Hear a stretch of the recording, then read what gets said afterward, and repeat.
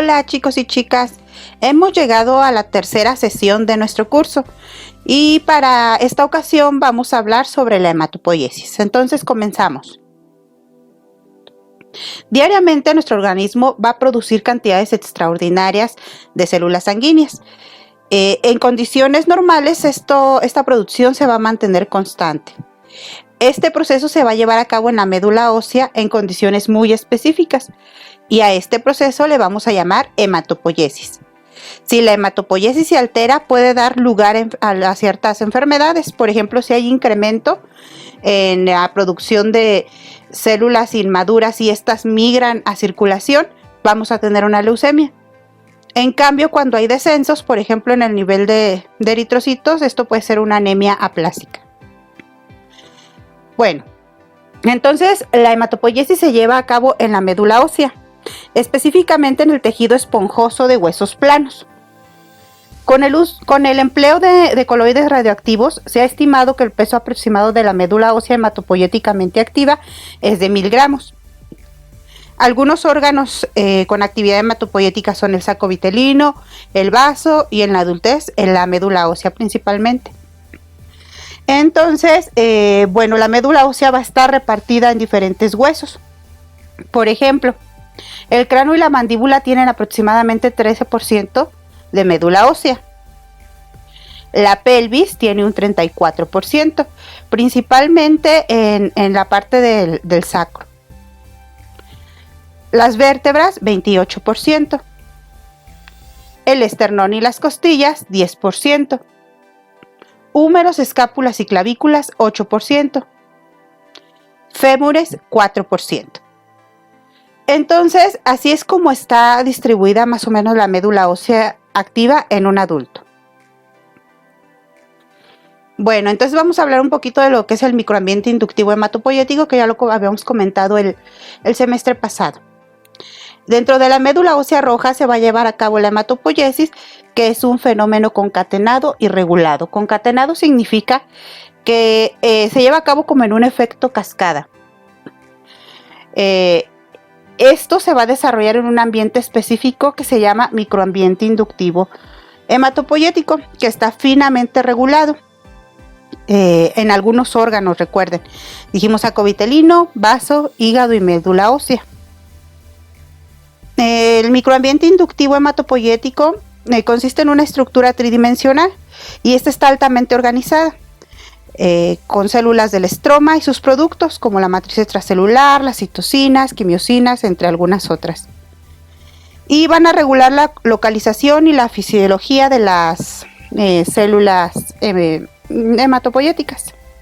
Entonces, aquí tenemos un diagrama que nos muestra un poquito de cómo diferenciar esta parte del microambiente inductivo hematopoiético, donde tenemos a este sostén que se llama estroma y que está relleno de esta sustancia que se llama parénquima, y todo esto va a conformar un órgano. Para que todo esto funcione se requiere también la participación de productos que sean inhibidores o estimulantes del proceso hematopoiético. Por ejemplo, algunas citocinas, el factor de necrosis tumoral, algunas quimiosinas, etc. Entonces aquí tenemos otra imagen que nos muestra el microambiente inductivo hematopoiético, donde se representan diferentes tipos de células que lo componen, y también los mecanismos de regulación de la hematopoiesis. Por ejemplo, el microambiente se conforma principalmente de 4 tipos celulares, que son los macrófagos. También hay fibroblastos estomales. También hay adipocitos, acá están los adipocitos, y también hay osteoblastos. Estos son los 4 tipos de células que van a conformar este microambiente inductivo hematopoiético. Y bueno, estos van a ayudar para que haya proliferación, para que haya sobrevida, maduración, autorrenovación, migración de células hematopoiéticas, etcétera. Y todo esto va a ser a través de 3 mecanismos. El primer mecanismo es el humoral, que es a través de la producción de citocinas y quimiosinas. El segundo es la interacción a través de una matriz extracelular. Y el tercero es una interacción de célula a célula. A través de moléculas de adhesión y bueno, algunos morfógenos, etcétera. Entonces, dentro del ambiente hematopoyético, los osteoblastos van a formar el nicho hematopoyético y así se va a regular a las células troncales hematopoyéticas. Volvemos a repetir, entonces, ¿qué es la hematopoiesis? Es una serie de fenómenos concatenados, como en cascada, que se inicia a nivel unicelular. Eso significa que todo empieza con una célula. Y esta célula se autoduplica, después se diferencia y finalmente madura, culminando con la producción de elementos formes sanguíneos y funcionales. Aquí tenemos este diagramita que nos muestra una célula madre hematopoyética. Esta célula madre se va a autoduplicar dando dos células hijas que van a ser genéticamente idénticas a ella. Una de estas células hijas va a permanecer como célula madre, es decir, va a tomar el lugar de la mamá. Son igualitas, entonces una de ellas toma el lugar, se autorrenueva, y la otra célula hija se va a convertir en una célula madre, ya sea linfoide o ya sea mieloide. Esta toma el lugar de la mamá y esta se diferencia. Amigos, la organización del sistema hematopoyético puede ser dividido con base al grado de madurez de las células que lo conforman y de los distintos linajes que de él se generan. Para fines didácticos, tomaremos como ejemplo esta cajonera, la cual tiene 4 cajones a los cuales le vamos a llamar compartimentos. Entonces, en el primer compartimento vamos a encontrar a la célula madre o célula ACTH, la cual es muy primitiva, tiene capacidad de autorrenovación y tiene capacidad de diferenciación. En el segundo compartimento encontraremos a la célula CPH, que es una célula progenitora hematopoyética, que va a dar origen a los linajes hematopoyéticos.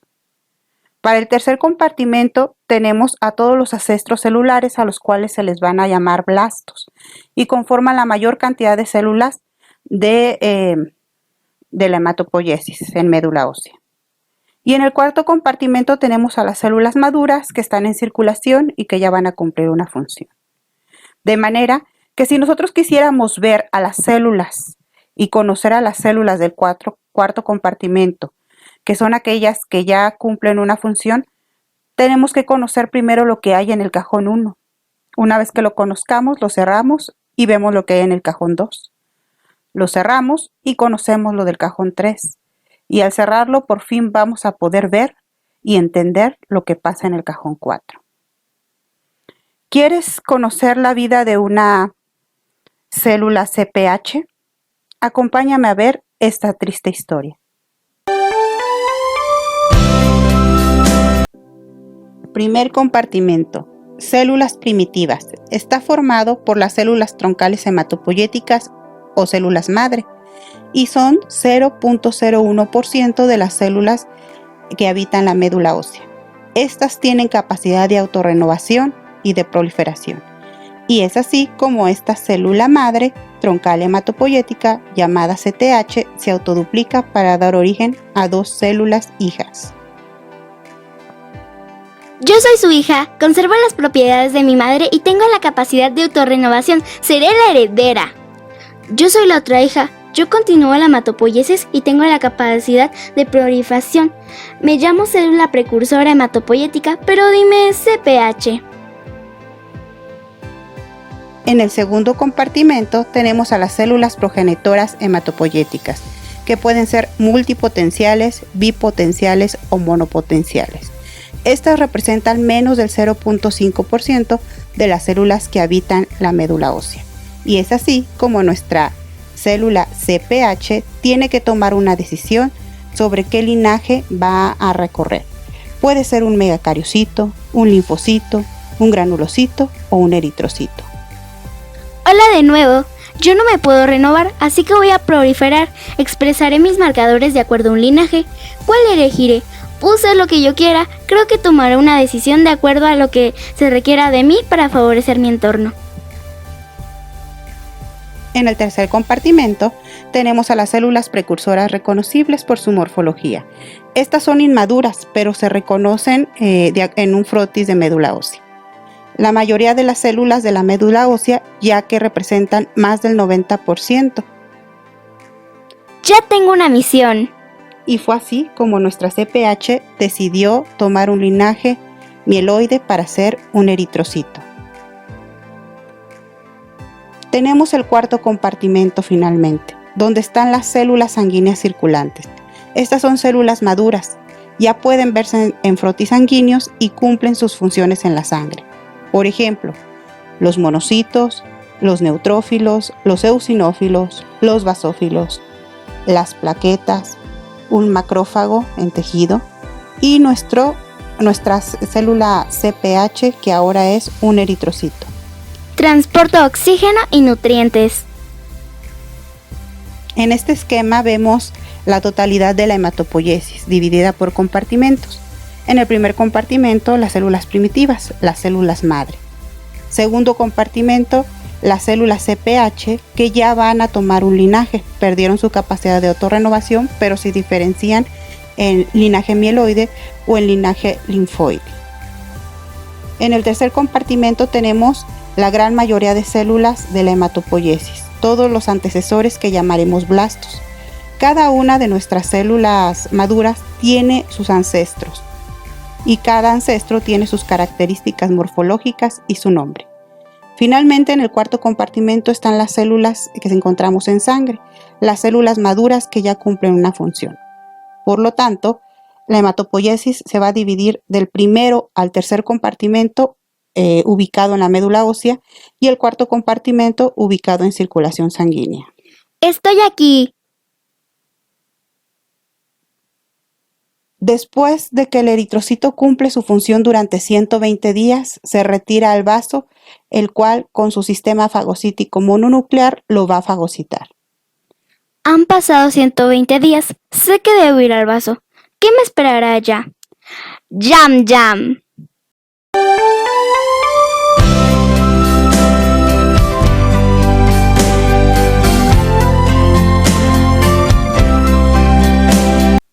Bueno, chicos, entonces llegamos a la parte de los linajes hematopoyéticos. Tenemos que esta célula madre hematopoyética, que está ubicada en el primer compartimento, va a poder tomar dos caminos. Va a tomar el camino de ser un progenitor mieloide o un progenitor linfoide. Si toma el camino o la línea de progenitor mieloide, va a terminar siendo una plaqueta, va a terminar siendo un eritrocito, un monocito o algún granulocito como un basófilo, un neutrófilo o un eosinófilo. Si toma el lado de la línea linfoide, va a ser un linfocito T, un linfocito C o una célula natural killer. En concreto, a ver, si nos vamos por la línea mieloide, que es la de este lado, vamos a tener que hay diversos precursores hematopoyéticos de esas células maduras. Entonces, con palabritas sencillas, con abreviación sencilla, tenemos que esta CTH, que es una célula troncal hematopoyética, va a autodividirse para que la célula que no va a tomar su lugar, la que toma el camino de la diferenciación, que es el progenitor multipotente o progenitor, una CPH, va a poder dividirse, va a seguir su proceso de ciclo celular y este progenitor multipotente va a poder ser un progenitor linfoide común o un progenitor mieloide común. Aquí están las dos linajes. La anterior, que era esta parte, estas dos, son estas mismas dos, progenitor linfoide común o progenitor mieloide común.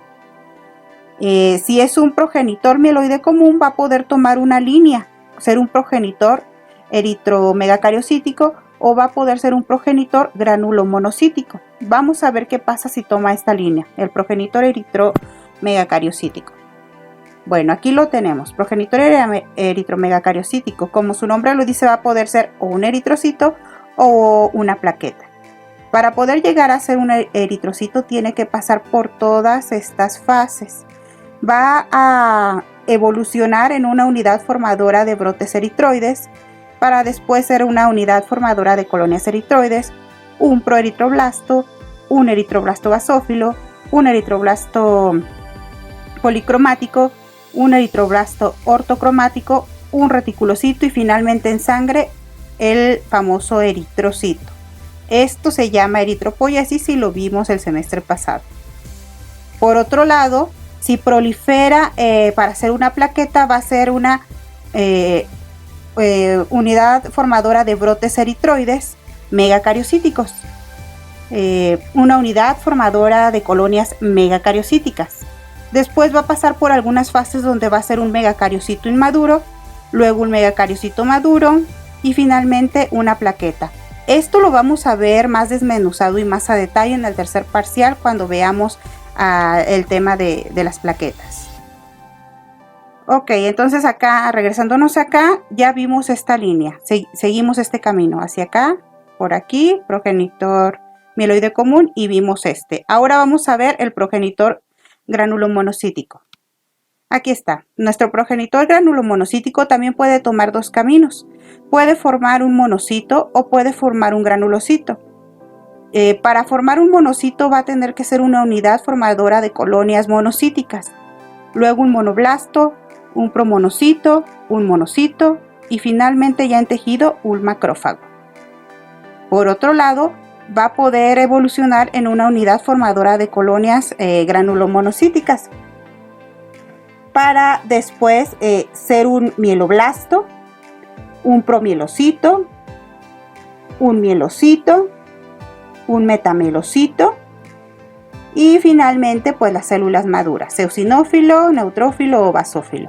Todo esto es de manera muy general, es un esquema muy general porque en realidad las fases son más diversas, hay más intermediarios.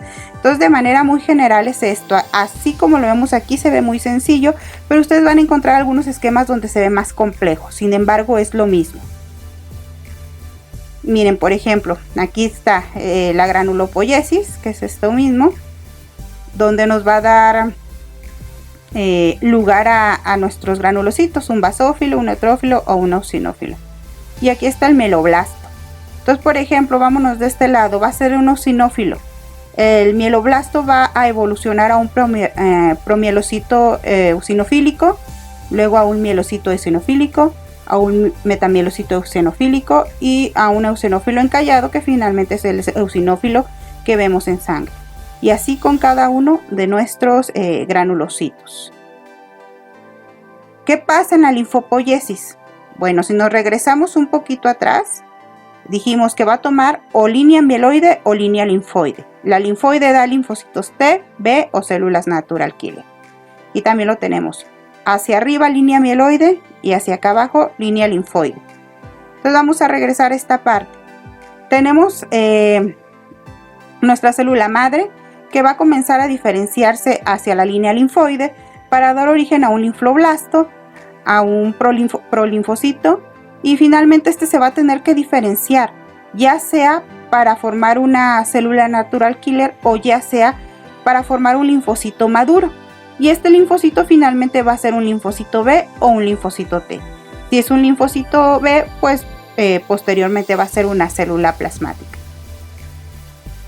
Todo esto va a estar determinado por una serie de condiciones y de requerimientos del organismo. Entonces, todas estas células o la línea que va a tomar va a estar marcada por determinantes genéticos. Estos determinantes genéticos nos van a ir diciendo hacia dónde se va a ir desarrollando nuestra célula, qué línea va a tomar. Aquí tenemos un diagrama más que ustedes a lo mejor puedan encontrar en Google o en algún otro buscador, donde tenemos a nuestra célula madre nuevamente que forma parte de la, se ubica en la médula ósea. Tenemos a nuestros progenitores mieloides o linfoides, también ubicados en médula ósea, que forman parte del segundo compartimento. Y tenemos a todas estas que vemos aquí de manera muy resumida, que son el tercer compartimento y todo lo que llamamos blastos, y también se encuentran en médula ósea. Posteriormente pasamos a la sangre, donde ya encontramos nuestras células maduras que cumplen funciones. Aquí están nuestros trombocitos, los eritrocitos, nuestros granulocitos, nuestros monocitos y nuestros linfocitos. Y bueno, algunas de estas células migran a tejido para cumplir sus funciones inmunológicas. Entonces, por ejemplo, desde aquí tenemos que también de la célula mieloide, el progenitor mieloide común, se generan los mastocitos que se encuentran en tejido. Tenemos, por ejemplo, los macrófagos y las células mieloides dendríticas que se originan a partir del monocito. Y tenemos estas células plasmáticas que se generan a partir de la línea linfoide de un linfocito B. Todo esto ya es en tejido, sangre y arriba médula ósea. Y bueno, este último diagrama que también muchos han encontrado y que ya se ve un poquito más complejo, sin embargo, les repito, es lo mismo. Tiene nombres un poquito más complejos, pero por ejemplo, miren, vamos a ver este que se ve largo. Aquí está este. Entonces, este dice, tiene todas estas letras que significan unidad formadora de colonias granulo eritro mono megacariocíticas. Es lo mismo que decir PMC, progenitor mieloide común. Nada más que aquí como que está el nombre más dividido. Pero es lo mismo, es el progenitor mieloide común. Aquí tenemos otra vez nuestra unidad formadora de colonias granulomonocíticas.